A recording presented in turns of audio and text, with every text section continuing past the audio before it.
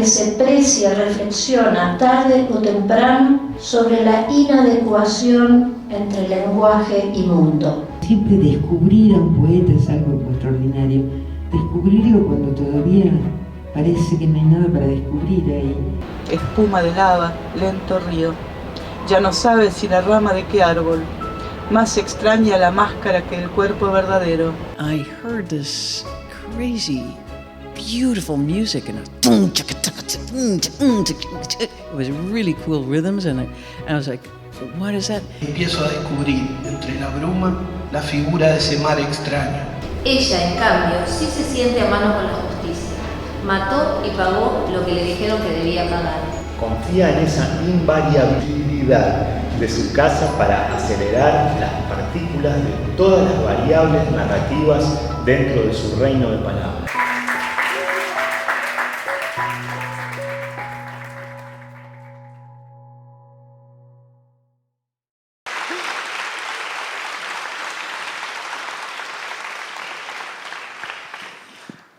Bueno, muy buenas noches.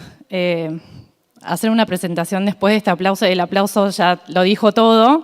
Estamos muy felices de tener a Laurie Anderson en esta edición del festival. Hace muchos años que estamos invitándola, tratando de que venga, uniendo esfuerzos. Son procesos largos, son procesos complejos y son muchos también los que participan en hacer esto realidad. Muchísimas gracias al Centro Cultural Recoleta, que este año aparte nos aloja el festival de una manera muy amorosa. Muchas gracias a la Embajada de Estados Unidos, muchas gracias a K&S también, que hicieron que este sueño que tenemos en Filba hace mucho tiempo de que Laurie Anderson participe de este festival sea realidad. Eso, sobran las palabras faltan en realidad para presentarla. En esta primera persona va a dialogar con Agustina Muñoz. Agustina Muñoz es dramaturga, es escritora, es performer, es también una gran amiga de Filba, así que nos pareció la persona ideal para hablar con Laurie. Esperemos que lo disfruten. Muchísimas gracias.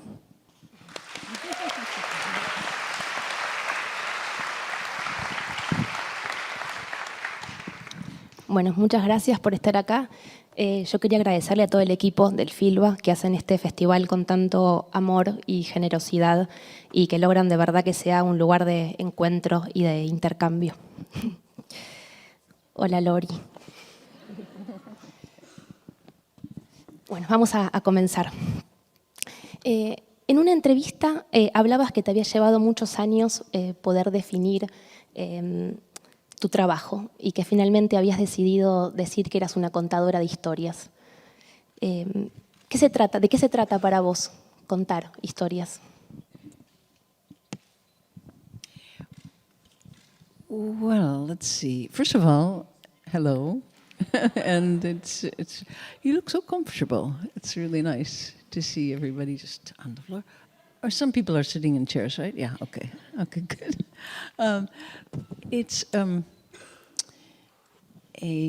What did I mean by that, by stories? I guess that even if I'm trying to make a painting, it has something to do with a kind of story. And I mean by story just very short story. So I like to think of even if it's a painting, of a situation and try to sort of, I guess, capture that in a short form. So I guess storytelling was a bit of a lame way to define myself. I don't know why people insist on a label. You know, I'm a multimedia artist, which means nothing, you know, at all. Everybody's multimedia, so I don't even know what it means. So it was just a convenient thing to say to get the person to stop asking me questions, really, I think. Laurie, y últimamente hemos como escuchado mucho de distintas como pensadoras como Dora Haraway o Silvia Rivera Cusicanqui, que es una pensadora de Bolivia, sobre la necesidad de contarnos otras historias, ¿no? Como la necesidad de que aparezcan otros relatos que puedan generar otra sensibilidad en relación a nuestros vínculos, a nuestro vínculo con el planeta. ¿Qué historias son para vos urgente contar en este momento?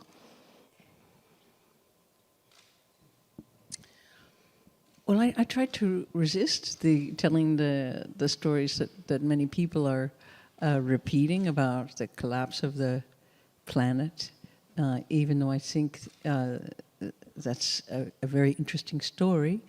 It's the story of the end of the world that a lot of people keep repeating, and I think it's a very difficult story to tell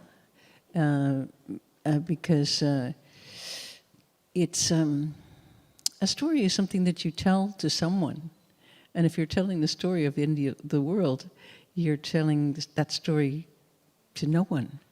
So, is that a story, even if you're telling a story to no one? So for human beings now to tell the story of the end of the world and tell it to no one is a very awesome thing to do.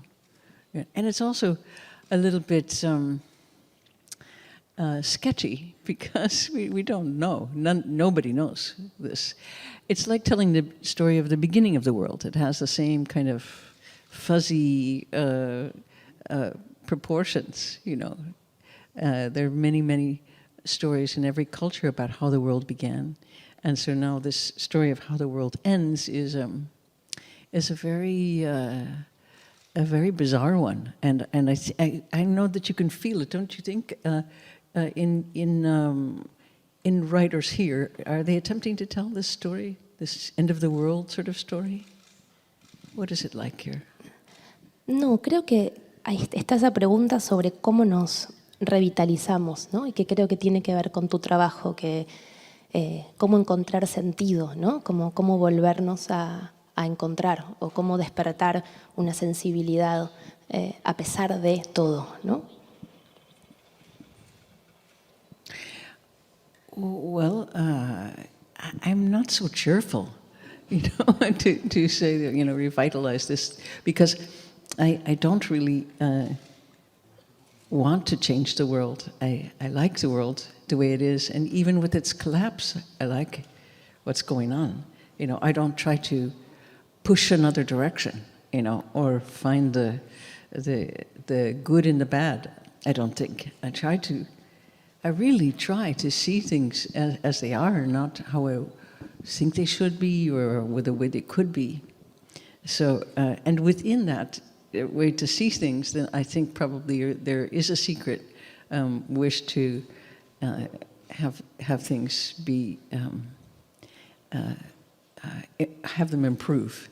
But whenever I think, you know, artists say I want to make the world a better place, I ask, better for who?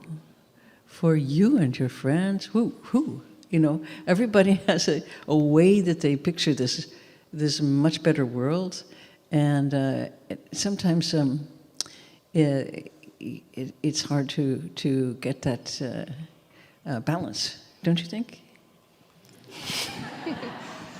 Or when you do your work, do you have that feeling of trying to make it a better place or picture it a better place, some kind of utopian feel to what you make, that you present another, let's say, planet B?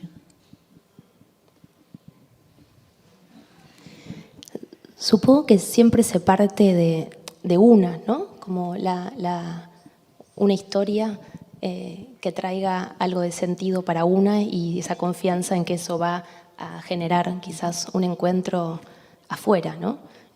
Me pasó en el último tiempo que estuve como muy sumergida como en tu trabajo y en tu voz, que tenía esa experiencia como si fueras una especie como de guía que te llevara a la caverna y nos dejas ahí para que después siguiéramos solas con una especie de otra percepción, ¿no? U otra sensibilidad, o al menos eso a mí me pasaba con tu trabajo.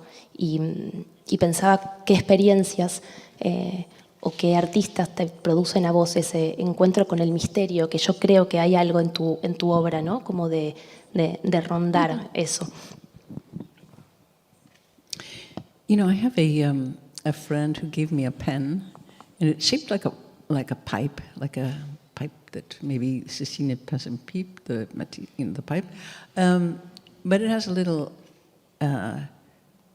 button on it that has the word no in about 50 different kind of moods, like no, no, no, because he said you really need this pen pipe, because you say yes to everything, and it's really true. I mean, if somebody says to me, and it's a problem, they say, would you like to do a symphony for underwater creatures? And I'm like, yeah, I mean, that's like crack to me. I'm like, yes, of course, So, but when you were just saying these mysterious things, I was just a month ago in the Czech Republic, and sometimes you think you dreamed it, but a guy came up to me, his name was Snopko, and he used to be the Minister of Culture in the Czech Republic.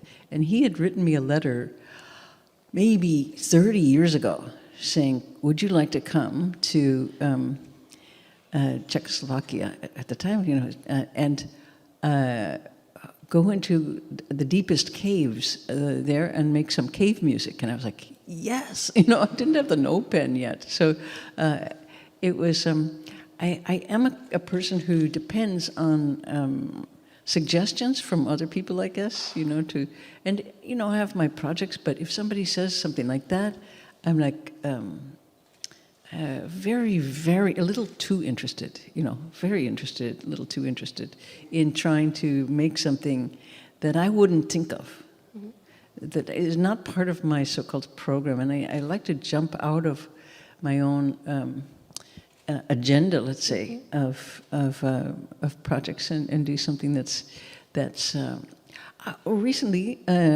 another example of that was there's a really interesting sanctuary. I know you're interested in wetlands, and it's in the wetlands of Florida, and it's a sanctuary for chimpanzees. And they sent me some paintings that they said had been made by chimpanzees, and would I work on them, to collaborate. And it was ridiculous. I mean, the paintings were done. They didn't need me to putting something on top of them. They were already finished. Let's say were they good paintings? Okay paintings, So, they were fairly good, let's say. And but then I said I would really like to meet these creatures because I love animals, and so went to this sanctuary, and it was really quite amazing. They had taken quite several hundred animals from labs who had been experimented on for years, and they many hundreds of acres of wetlands. They had 50 islands, and all the islands were full of chimps who had been rescued. And it wasn't a prison, although chimps cannot swim. Chimps sink immediately. So water is their jail, really. So but it's a beautiful place for them. And I had also been interested in, does anyone know this book, Nim Chimpsky? It's like Noam Chomsky, Nim Chimpsky. It's a really interesting book about a chimp who had learned sign language and then lived with humans, and then they ran out of money. The funding ran out, and they put Nim Chimpsky in a small cage in the back of Columbia University in a little hallway.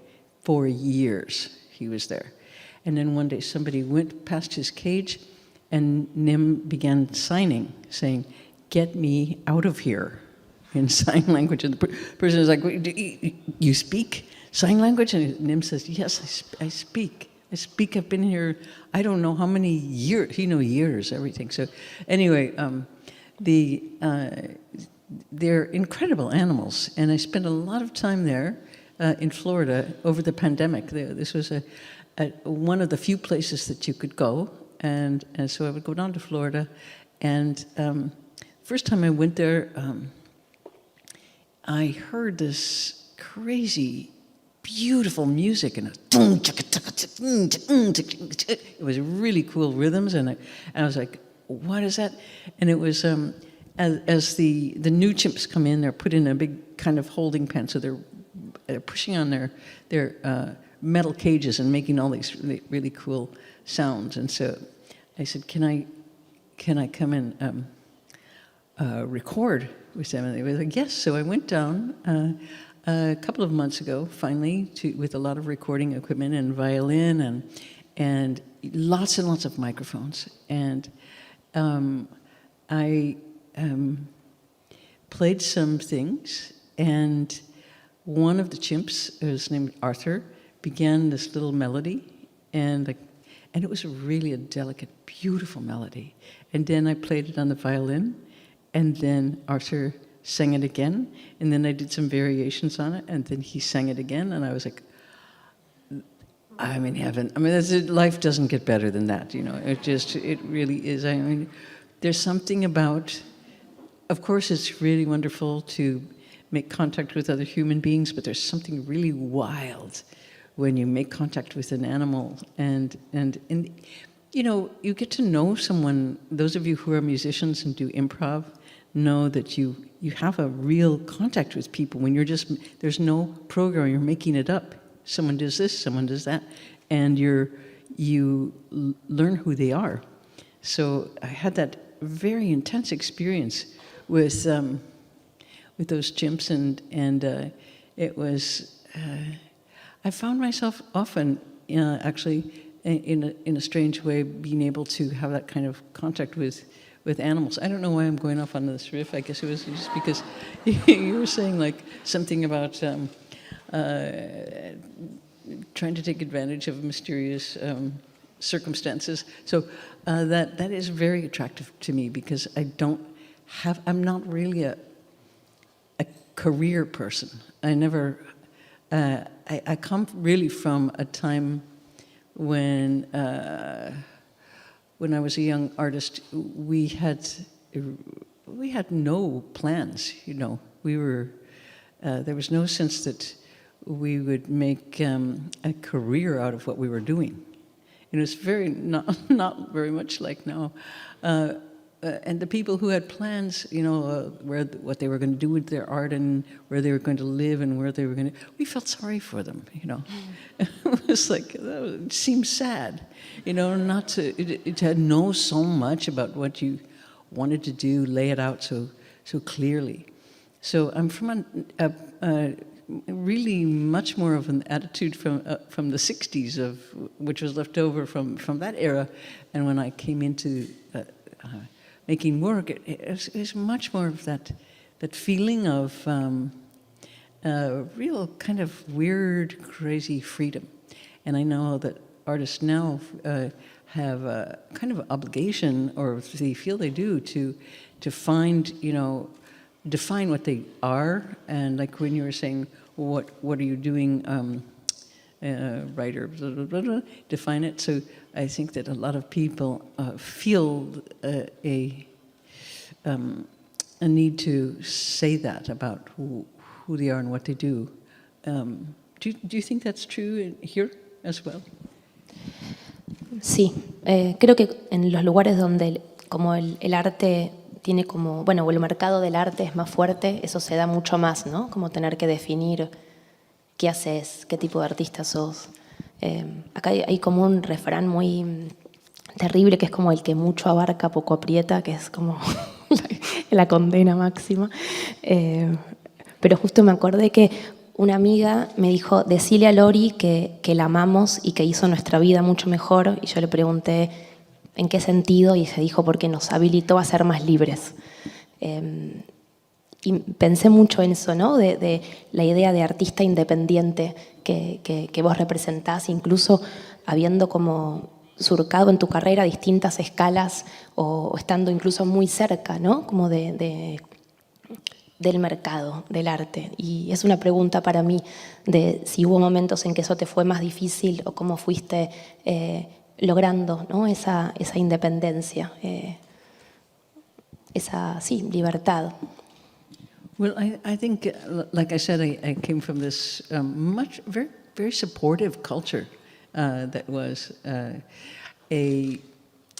bunch of people in downtown New York, and it was kind of like really like a commune, and in many ways.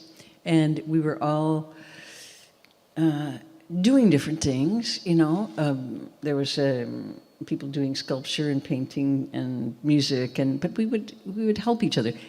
For example, if you were, and everybody drove pickup trucks, and somehow it was, you know, just a do-it-yourself kind of culture, in which you could say to someone, "Could you come over and help me like sand the floors of my loft?" And that would be like 3 or 4 days. And they would go, "Yeah, sure." And they'd come over and do it. I mean, if you tried to do that today, they were like, "Get somebody, a professional sander. I mean, don't ask me. You think I have time to sand your floor? No." So we had time to sand each other's floors, you know, and it was a really different world. I'm trying not to idealize it. I really am, because there were things that weren't so ideal in that world, but one of the really good parts of that was that we helped each other. We helped each other, and I think that now I feel there's more like competition sometimes between artists. So, but I know that there are some communes around, so and communal situations, and even groups who try to work not as individuals at all. The recent work in Kassel, I think, is a series of communal works of artists who decided to work as a group. I don't know how that's working out. Did you go to that place, to Kassel, to see that show? It's a big art, you know, biennials sort of thing, and it's a lot of communal groups. So I haven't seen it myself, but I heard from some people that it was not a very good show, actually, but there was a lot of cooperation. So I don't know what to say about that. No fui, pero sé de Kassel, decís, de este año. No, creo que en ese sentido Buenos Aires es una ciudad que mantiene ese pulso de comunidad, de colectivo. Sigue pasando eso, de que te llamen para hacer algo y vayas. Okay, creo que porque estamos lejos, quizás, esa es una de las ventajas. Es algo malo y también es algo muy bueno. Creo que nos protege a veces de eso, ¿no? De perder ese espíritu que hace que siga muy vibrante lo que sucede aquí. Laurie, y me quedó medio ligado como al misterio, animales, la independencia o la escena independiente, y no quiero que me quede como, me daba curiosidad de preguntarte cómo era tu relación con tus sueños, con tu vida dormida, tu otra vida cuando cerras los ojos. Tell me more. Quiero saber. También algo de tu obra me trae eso, como si fuera una vida activa, la de tus sueños. Si tenés formas de recordarlos, si escribís o... Well, I think I like the jump cut quality of dreams. I think that's an interesting way to write. So, but I do think that, like most people, I don't always acknowledge authorship of dreams, and really I can't stand listening to people's dreams. You know, I really try not to ask this question. Tell me about your dreams. Like, well, you know, my uncle Bob. No, wait, John. It was John, and you're like, oh, it is your own private theater, you know, and it's theater for one, you know. It's not. You have your own world, and when you see your Uncle John, it has meaning to you, but probably not to other people that much. You know, so the job of artists, I think, is to try to make something that will have meaning to others, and so we don't know also why we dream. You know, there is really no coherent explanation of what it's for. You know, some people say it's like just to keep your brain sort of on low simmer, to just be having some activity and not stopping. And others who say you're working out your psychological situations in dreams. I'm not sure about that. I don't. Some of the imagery is interesting, but it's almost, you know, I prefer my waking self to. I don't think I have some secrets that only are revealed in sleep. I don't know. Do some people feel that way? Do you feel you have secrets that can be revealed to you in your sleep? Sí. Yeah, you do. Sí. Okay, you do. So, what kind of things like that? No, creo que es como hay una forma de que algo habla adentro tuyo o afuera que es diferente, ¿no? Como a la voz de la mente diurna. Como un acceso a otra forma, ¿no? de entender o de percibir o de sentir. Mm-hmm. I think maybe sometimes when there's absence of language, I feel that that there's another way to communicate in dreams, but that it has this sort of silent presence that seems to have a meaning, and also wordless. I think in a funny way, there aren't that many words in dreams for me. There not that many people are really talking that much, and it's much more like a silent witnessing sort of situation. You know, do people talk in your dreams? Are they talkative?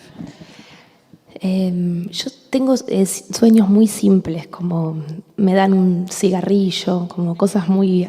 me cuesta acceder, como por eso te preguntaba, porque tengo como un anhelo de que sean más expansivos, pero...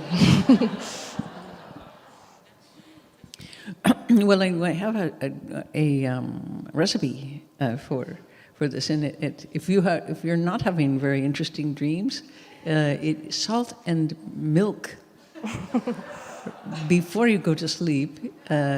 If you want to have these colorful dreams, maybe you don't, you know, maybe you just like to sleep and just, you know. But if you'd like to have some, this is a kind of a interesting combination that, for some reason, seems to stimulate your visual night self.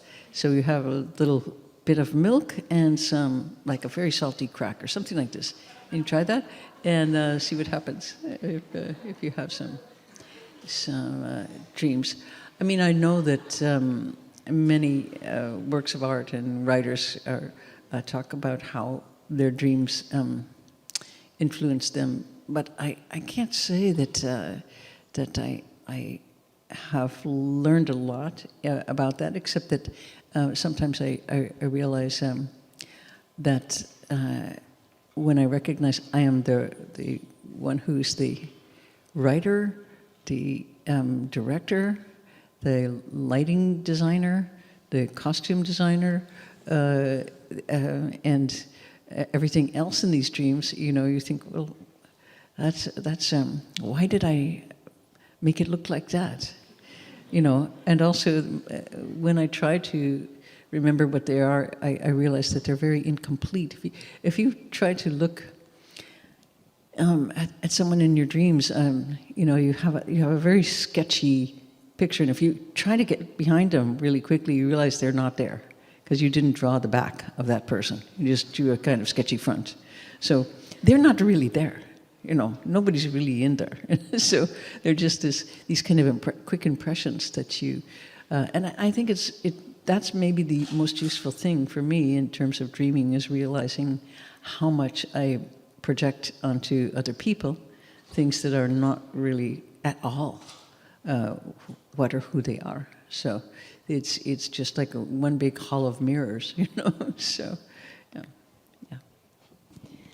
Laurie, pensaba esto de ser contadora de historias, que tiene que ver con algo como tan antiguo, ¿no? Como mucho antes del alfabeto o de la escritura, se contaba historias y que era algo muy físico también, ¿no? El contar. ¿Cómo es para vos como el haber decidido estar vos, ¿no? De presente contando esas historias o ponerle el cuerpo a esas historias o tu voz, tu cuerpo? Eso como un rasgo muy, muy físico, ¿no? Como performativo del contar. Oh, well, I use different voices, first of all, because I don't know if you've had this experience, but sometimes in a conversation, I hear someone going on in this a little bit pompous sort of way, like blah, blah, blah, blah, and then I realize, oh, whoa, that's me, that's my voice. I wish that person would stop, and I was, oh, that's me. I'm feeling that actually right about now, actually a little bit. Pontificating about dreams, and but this is why I like to use electronic voices, other voices that can change your voice, because when you have a different voice, you find if you talk like that, you have different things to say. So you're not always projecting this image of who you think you are. So also, I appreciate the second person. Using second person is really an interesting way to tell a story. And it is not then about embodying it. It's embodying the situation of you and me more than like, let me tell you a little bit more about me, So I don't really, I'm not that kind of storyteller. I don't care if you know me or not. I really don't. It's fine. It's like not trying to express myself, let's say. This is not my goal as an artist, to express myself. It's more, if I have to say I have a goal, it's to try to describe something that someone else would go, I know what that is, and that has a familiar ring to it, let's say, and that it's not some big, unusual, new form that is being conjured, but is something that you go, oh, I get that. Maybe I didn't think of it exactly that way, but I do recognize it. I recognize it. So recognition, I guess, is what I kind of look for. Y a la vez usas aspectos de tu vida, ¿no? Como de tu propia biografía, como sabemos cosas de tu madre, de tu infancia, de tus hermanos. ¿Cómo es incorporar, ¿no? Esa historia tuya, personal, en tu obra? Well, sometimes I find that useful, and it's just because I like hearing people's. Unlike their dreams, I like to hear what their stories are. So sometimes I do that. It's not my main way to do things. So I've tried to tell stories about situations more than my own personal history. I think so, and describe. I would say. Ways to see things. So rather than, for example, describing my dreams, I would be more interested in describing what dream vision is like, and something more like that. Yeah.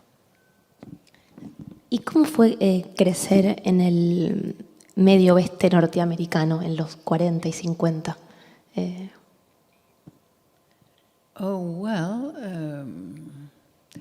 the Midwest was and is a very beautiful place, first of all, and it reminds me of parts of land here, which is in the sense that parts of it are very, very flat, and so flat to me is kind of ideal, 100%, like horizon, So this is an endless kind of feel, and so a lot of people who came there were Swedes and people coming from the north of Europe. Norwegians and Swedes came down from came across, and then through Canada, and then sifted down in through Minnesota and Wisconsin, and they recognized the little lakes that they loved in Sweden, and they just parked there and stayed. And but the other thing about those people were many of them were just liars. You know, they would lie about where they came from, and they wanted to come to the new world to become a new person. And one of my grandfathers did that. He said he had come, his story was he had come from Sweden alone at 5 years old, and he started a horse business at 9, and he got married at 11. And we're like, whoa, precocious. He was a liar, you know, he just, but that was the story that we all knew all of our lives, that he had this kind of crazy childhood. And as it turned out, and I didn't find this out until like really just a few years ago, maybe 3 or 4 years ago, that he didn't come by himself. He came with his parents when he was 6, and his mother died immediately, and his father got rid of the kids because he couldn't take care of them. He was working. And then he found another wife, and he brought the kids back, but nobody liked him. And so my grandfather was all alone, really. I mean, he was just he began to steal things, and he was then put in prison at 9 years old, and stayed in prison until he was 18. And he was put in prison by his father. And I got the report. I got the things, the records from the prison just 3 years ago, and it said he was put in for incorrigibility, and his father's profession was listed as drunk. So, you know, you tell the story that you can tell, and you don't tell the story that you cannot tell. So this was. Strangely, right when I found this information, it was a prison called Red Wing Prison in Minnesota, and I was doing a show of Dylan songs with a bunch of people celebrating Bob Dylan, and one of the songs is called "The Walls of Red Wing," and it's about that prison, and I had to. And it's a really grim description and accurate of the prison, which was really tall walls and barbed wire, and the children, all the boys were beaten and put in solitary confinement and made to work all the time. And this song is a very beautiful song called "The Walls of Red Wing," and how difficult it is to ever get out of that jail. And it is a jail, it's a prison for boys. So I had to, the first time I heard that song, I walked in and they were rehearsing this, and I went, and I had just gotten the prison reports from Red Wing Prison. And so to hear this song, I was like, okay. And I do like Bob Dylan songs. So it had an extra punch for me because it was about stories and about lies and about agony and painful stories, and so. But also, I you know, when people do say, you know, does music change the world or something? I think of Bob Dylan because why? Because he wasn't writing about typical things. You know, a typical song is like. Trang, I'm a guitar player, I'm so lonely, because I'm making this song, I'm looking for love, well, yeah, you're so lonely, you're in your room trying to write a song over and over, you know, you should really get out of your room and go find somebody to hang out with, you know, but they're all about that, because, you know, songwriting is like that, you know, it's very lonely, so, anyway, Dylan doesn't do that. He's got a whole circus of people he's writing about. He's got a whole world of characters, Shakespearean characters that he's writing about, and situations and things. It's not confessional writing. Well, some of it is, but mostly, if you really analyze what's going on in those songs, it is not that. It is he's opening his eyes and looking around. Where am I? What is this? What is this world? And he also had the incredible invention to write about, I mean, of course, he's coming from Woody Guthrie and social songs about really social situations, you know, and inequality and this kind of thing. But he also didn't write about winners, you know. He really kind of was the first person who romanticized the loser. You know, he made it, I mean, we're all losers. So, you know, when you hear a song that just understands what it's like to lose like that, it's fantastic. It's really beautiful, and it's such a relief to have somebody singing about what it really feels like to lose, and so that was his great contribution. And what is that, to write about losers? It is to create empathy. And you think, okay, I'm a loser, so is he, so is she. And you feel then like a kind of a, oh, there's a loser, all right, a loser.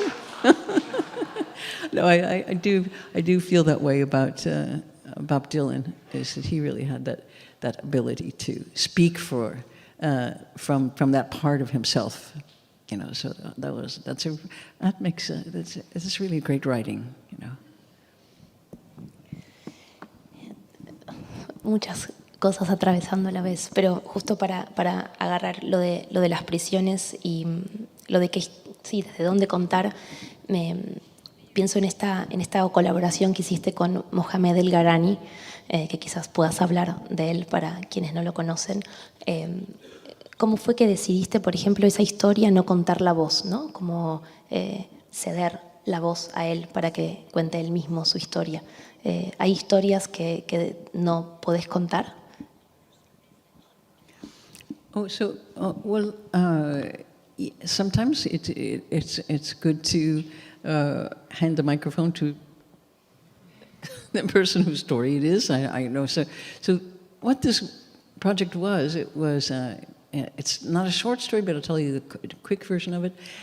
Began when I was asked to come to do a project in Austria, in a little town called Krems, near Vienna, and to do a sound installation. And it was in a 13th century church, and so that had become a cultural center, kind of like this, but it was, you know, it had been repurposed as a cultural center. And so it was a very reverberant place, and I didn't really know what to do with it. It was just so, I wasn't into reverb at the time, so I was like, how am I going to make a sound installation out of this, you know? So I just days are going by, and the curator's going, what's your project? And I was like, I don't. And then one day, just in order to avoid the curators, I ran up the stairs of this bell tower in the church, and at the top of the bell tower, I looked out over the town, and the town is this otherwise perfect little Austrian town, and in the middle of this perfect little town is a maximum security prison. So, and on the other side is a guard tower with a guard who's got a gun, and he's pointed at me, and I'm like, okay, so I'm in the bell tower, he's in the guard tower, and I'm like, okay, I ran down the stairs, and I said to the curators, what we're going to do is something about telepresence, and what we're going to, in our culture, and the importance of that. We're going to build this video studio in the prison, and we're going to have a prisoner sit very still. So this was like 1997. We're going to have the prisoner sit very still, very, very still, and then we're going to make a life-size cast of that prisoner's body and put that sculpture in the apse of the church, and we're going to beam the image of the person sitting in the prison, map it onto the life-size sculpture in the apse of the church, and it will be about the attitude towards the church and the prison to the body. So incarceration, incarnation, there and not there. So the curators go, right on. I was like, really? Whoa, you want to do this? And so we did this project. Well, we tried to. But what happened was we realized that Austrian law forbids, says that the prisoner, once you're in prison in Austria, you don't own your own image. This is a very 21st century situation as well. Who owns your image? If somebody puts your image up online, and you can't sometimes get it back. So who owns who you're presenting, your image, and what? So there were a lot of ramifications of that. So then suddenly let's say, Attorney General said, oh, I like your project, and you have special dispensation to do it. And so we eventually did not do that project. But a couple of years later, there was a Italian curator named Germano Celant, a really interesting curator, and he said, oh, I like this project with the prison, and let's do it. So we did it at the Prada, in a prison in Milan, and the Prada Foundation. So we found a prisoner and made the life-size statue, and it became much more about time and serving time and stillness and all of this. Now here's the problem with this kind of thing. If you want to work with someone and or tell their story, you better be very careful, because it's a collaboration, and it can be so easily exploitation of this person and that situation. So I spent a lot of time in the prison talking to prisoners and seeing if there was anyone who wanted to do this. Not like, so this prison in Italy was basically full of white collar guys, and they were all just like corporate weasels, They just like so they were very skilled. They were in for life. They were never going to get out. But they were very smart guys. They were speaking Greek and Latin, and they had big collections they were all writing books, and they could have knives, and they could have all their friends come to the prison, and it was a kind of a very, very sophisticated life. They were all wearing Armani, they're like, hey, and so I was trying to talk to them about this project to see if anyone would like to participate. And because they're lawyers, and because they know how to manipulate you, and they know how to just like winkety wink one little thing, just kind of make you think that it was your idea and not their idea, because they're very clever lawyers. Anyway, they finally convinced me that my collaborator was this guy, Santino, a bank robber and murderer, and we did this project, and it was it was really interesting, because it wasn't what I expected at all. There's this big statue of a person, and he's sitting in prison. He had learned to sit very still it went on for 3 months, very still. He was a meditator, and he was a living statue. So I was like, oh, this does not look what I thought it was going to look like at all. He didn't look like a prisoner. He looked like, a judge, or he looked like your very remote father, maybe, who never speaks to you, just, yeah, you're not there. Dad, are you there? No, this is your statue. Okay, all right. So anyway, there's, I always wanted to do this in the United States, because we have the most people in prison in any place in the world. 1 in every 100 Americans is in prison.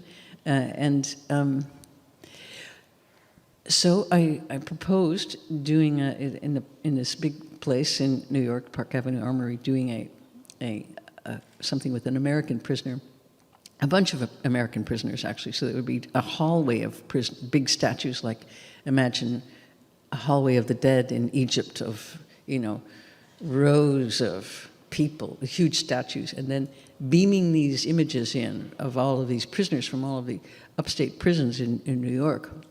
Now, there are lots of cameras in prisons because there are lots of reality shows that are produced in prisons, because people in prisons they're kind of proud to be in prison in certain ways, and there are lots of shows that they produce in prisons about what it's like to be in prison.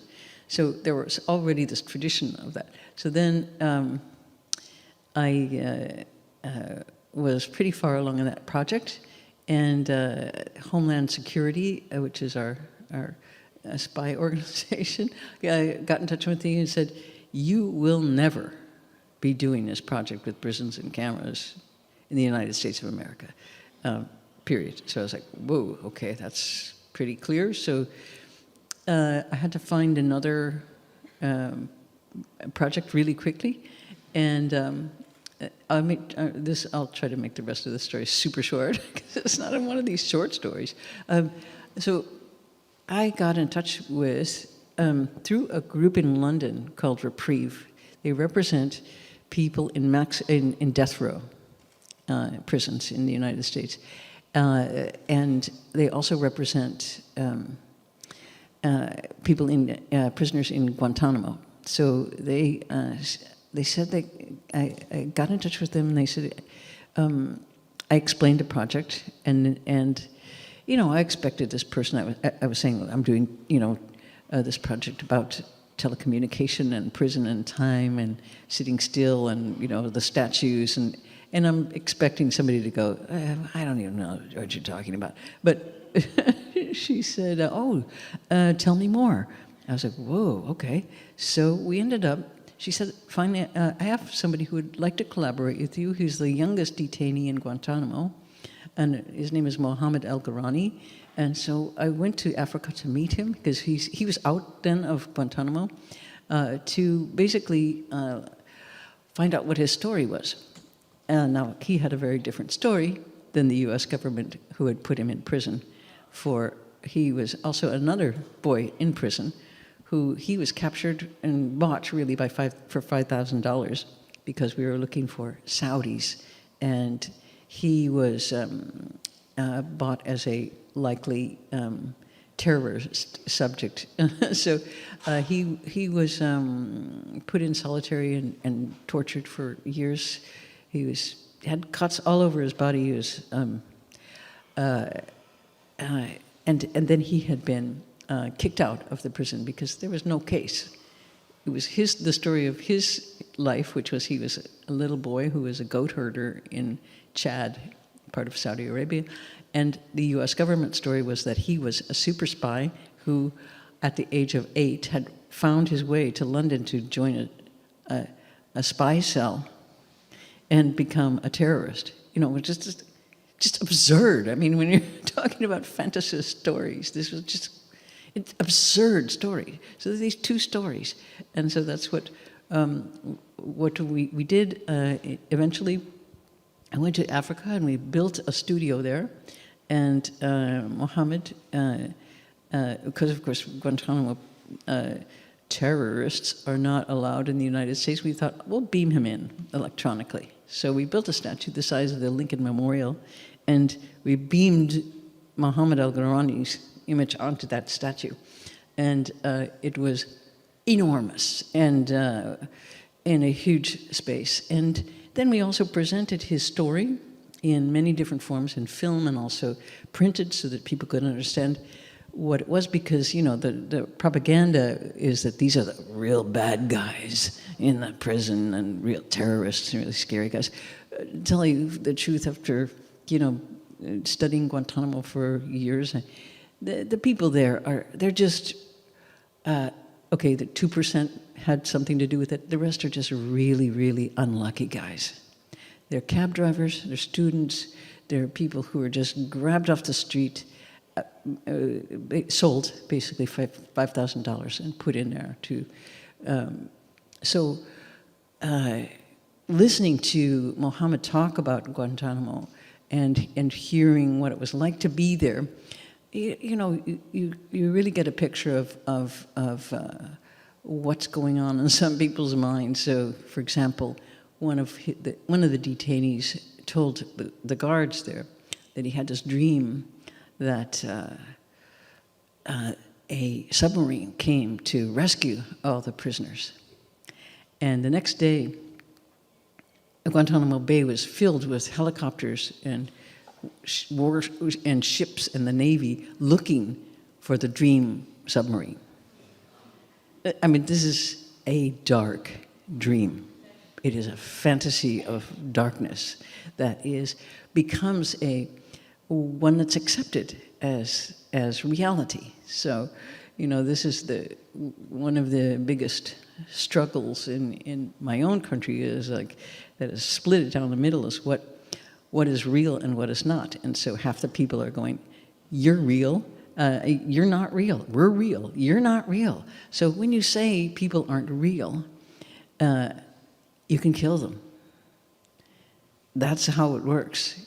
First of all, you just make sure that they're not real at all. They're not real, We're the real ones. You're not even real. So anyway, we have just one last image of this project, and then we can go on. Is Mohammed al-Ghorani's, okay, he's sitting in Africa really still, and he's, we're talking to him all the time I say, move your finger, your fourth finger, a little tiny bit, and when he does that in the studio in Africa, the projected image is huge, and it's like this. So we're trying to align a projected image onto a three-dimensional image. So it was that kind of communication with him. And to do that, we put a camera way at the top of this place. It was a huge place, so that he could see his own image being projected onto the statue, so that would make sense to him to move a little finger. So he could see that. Now, people in the 21st century know where cameras are all the time. So when people came in to see Mohammed, they realized that he's looking at this camera, and they're looking up and they realize, oh, there's a camera up there. So they realized that if they stood in front of that camera, in other words, in front of his statue, that he could see them. So that was the only way that they could have contact with him. So people began to bring big signs saying, love you, Mohammed. They brought guitars, they were playing songs for him, they were like waving to him, and he's waving to them, and it was big statue waving was really strange, and because there was no audio, because I didn't want to, I was afraid of this really, because there was so much kind of language about who's a terrorist, and so I didn't want to. He had heard that enough in his life, so I didn't want people to have an audio connection. But instead, they mouthed things to him, so they were just going, "I'm sorry, I'm sorry," and it was a very intense thing for me as an artist to feel this connection between this giant living statue and this group of people who then got his story.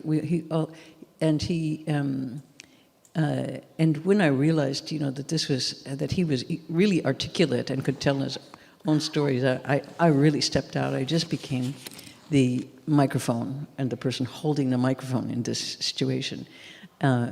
Because and the other thing about it was so weird was that he was really funny, and he was lighthearted. I mean, you would think that, after this kind of life that you would never recover, but he was actually, because he was a child when he was captured, he had this kind of resilience that kids can have, sometimes. And also, he said, I like Americans. I was like, what? And what happened was, he said, I know people are complicated. I know what happens when groups of people say one thing, but it's not what individuals say. One of the things is his guard, at great cost and risk to himself, had taught Mohammed English by taking a word a day and pasting it under the door so that Muhammad could grab it and learn and then swallow the word. So he said, I know not everyone is like that. And also these guys, they were in the army,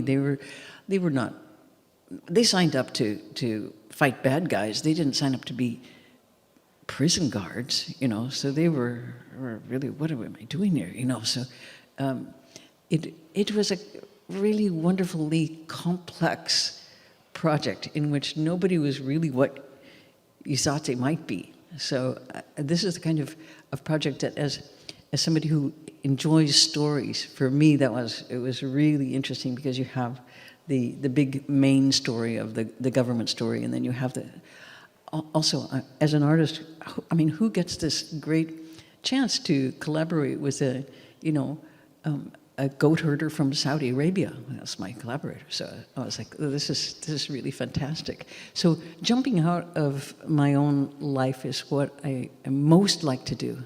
I most like to do that, and not to just stay in my lane of like doing the things I'm supposed to be interested in, because I'm not a professional. You might have guessed by now. But, it's like, anyway, sorry for the long answer. Gracias, Laurie. No, Laurie, la amateur. Laurie, creo que esta es una de las últimas preguntas, pero para ligarlas quizás voy a unir dos. Cuando hablaste de cuando hiciste la residencia en la NASA, dijiste que debería haber como artistas en residencia en el Pentágono, en la Casa Blanca, y ayer en la conferencia de prensa decías que a veces querías que el arte pudiera como hablar más directamente, por ejemplo, a cosas como la avanzada de la ultraderecha en el mundo, y a la vez te escucho hablar manteniendo siempre como el corazón encendido, ¿no? Como me pregunto cómo, si a partir de estos trabajos o cuando como activista estabas muy activo en el movimiento de Occupy Wall Street, si te agarra algo como de una urgencia o una desesperación de qué hacer con tu arte o de qué hacer en el mundo, o si hay una confianza que te permite ir. Yeah. Well, I think that making things that are didactic and trying to convince other people of something often doesn't work, very well at all. So I try to stay away from that. So I have a little bit compartmentalized thing of something that I would do as an artist, something I would do as an activist, and sometimes those things mix a little bit. And the best example of that was really probably one of the things we did in the Occupy movement in New York, which was there was a group that a night that we did centered around an opera by Philip Glass called Satyagraha, and Satyagraha is the life of Gandhi, and of course it's about it's about civil disobedience. What does civil disobedience mean? When do you do it? What do at what point do you break the rules? And so Satyagraha is Sanskrit for truth force. Truth force. So those two things, those words together, truth force, is the topic of the opera, and a complex opera. But anyway, we decided to. First, we were going to put things in the opera because Philip Glass was part of the Occupy movement, like secret messages, and But we decided instead to do an event after the opera. So we did it. It was a very cold night in December in Lincoln Center. Very beautiful, sparkly night. It was very, very romantic. All of Lincoln's, the whole opera house was like lit up, and all of the opera goers came out in their fancy clothes, and they come out, and the entire Lincoln Center is filled with protesters and police all the way around. And they're like, what? This is what civil disobedience looks like in your town tonight. And it was sort of a shock because you think, oh, that's the theme of an opera. No, it's not just that. And so what we did, which was really wonderful, and Philip Glass was was the reader in this. He read part of the opera, which was in Sanskrit, but he read it fortunately in English, in Occupy style. So Occupy style, you don't have microphones because we weren't allowed to have microphones. So the person in the center says something, then the inner ring repeats that something, then the next ring repeats that something, then the next ring repeats that something. So it's a little sound system, an acoustic sound system that worked with Occupy. So it was a really intense moment because the opera goers are like, what is going on there? And then they just want to go, they, oh, I got Phil glasses over there. Okay. So everybody's kind of jostling like this, going, what is it? And Phil is reading this text, which is, you know, basically, when your government breaks, what do you do? Do you just stand there? Or do you do something? And it was really a point at which I felt this is where art and social situations can intersect. And it was without telling people what to do or giving them advice or, you know, anything else, but it was just it was a question. What do you do? Just a question.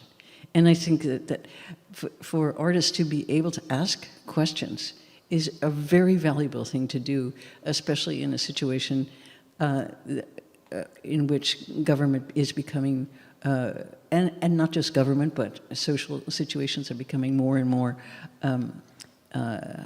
let's say, oppressive, you know, and rule-bound. So that it's a very good time, let's say, then to ask questions. And if it's a good question, then inside that question are many interesting answers.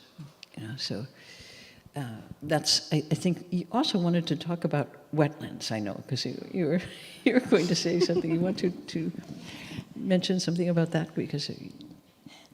No, quizás si sentías a veces eso, que el mundo del arte se mantenía un poco como ensimismado con lo que sucedía, como, o también quizás una pregunta que quizás algo de sos budista, ¿no es cierto, Laurie? Yeah. Y sentís que eso de alguna manera colabora a tu manera de estar en el mundo, de poder como lidiar con estos asuntos o incluso como en tu propio arte, de un sentido que... Oh, well, I feel that they're the same. I mean, being an artist and being a Buddhist are exactly the same. There's no difference because also it's not, and you know, Buddhism isn't exactly a belief system. It really is about, it's a kind of, it's about seeing things as they are. And that's what I try to do as an artist and in every way. So it's a teaching that is also extremely anti-authoritarian, so it's very appealing to me. There is nobody in charge in this realm of belief, let's say. Let's call it thought instead of belief in terms of Buddhism. So there is nobody up there who's saying that's good, that's bad. No, there's nobody there. You are that person. So people generally don't want to have that responsibility. They want somebody up there going good, bad, yes, no, 1 through 10, 10 through 1, you know. So this is what I really appreciate, among many other things about that. And I also appreciate it in terms of investigating your own pain. So what I was attracted to originally was a friend who said, you know, I was really feeling very scattered. And he said, you know, I felt like that. And then I did this 10-day silent meditation. You meditate 18 hours a day. And afterwards, my mind was like a beam. I could focus here, and all the chatter stopped. Blah, blah, blah, blah, blah, blah. But I would move it over there. I could look at that, and I could look at that, and I could look at that. I was like, whoa, I want a mind like a beam. And so I went to the same place. And they said, well, you're here because you're in pain. And I said, no, I'm not here because I'm in pain. I'm here to get a mind like a beam. And they said, no, pain. And I said, beam. And they said, pain. I was like, stop. This is like not a great way to start a conversation, So, in fact, it was about that, because as you sit there for that many hours, your body goes, but you recognize soon that this pain is very specific. So, and it's connected to emotions, so that you, for example, what is anger, which sometimes occurs as you're going into these states, goes right to the jaw. Jealousy to the liver. Loss and sadness right to the heart. So all of these things are coded in your body. You're a library of pain. And you are, then it is, what you do in this particular type of Buddhism is you find it through the body. There's, of course, the other way to retrieve pain is in psychoanalysis through stories. You try to do it through language, and you try to go back to when the pain first started. So it is the same principle of like when something happens to you and you don't go, ah! You put it somewhere. So when you have to find it, you can find it through stories. Maybe if you can, go back and back and back and back into the psychoanalytic process, or through the body, and you recognize what those are, and you try to move it out. So I found that was much more to my own style of dealing with pain, and that it was a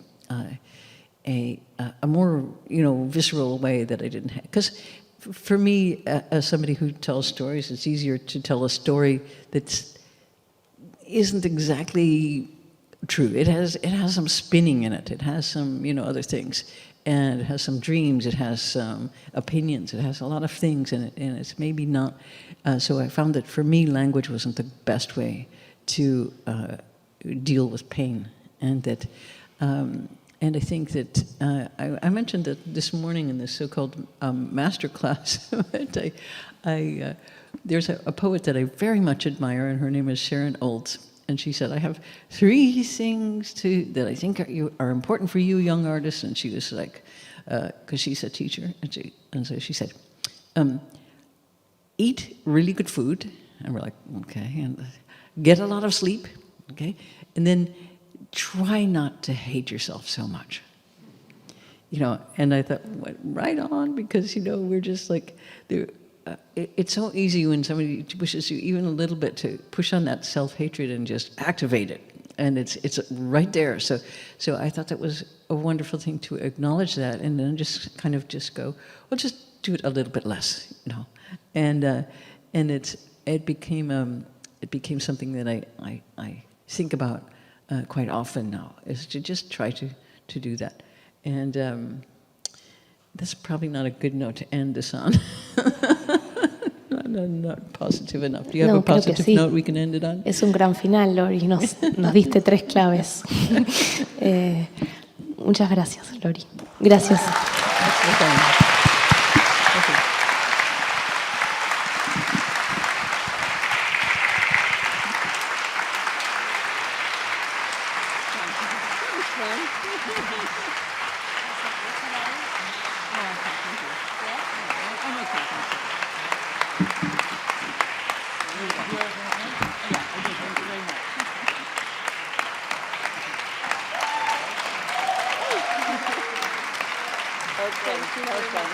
Sorry about the long answer.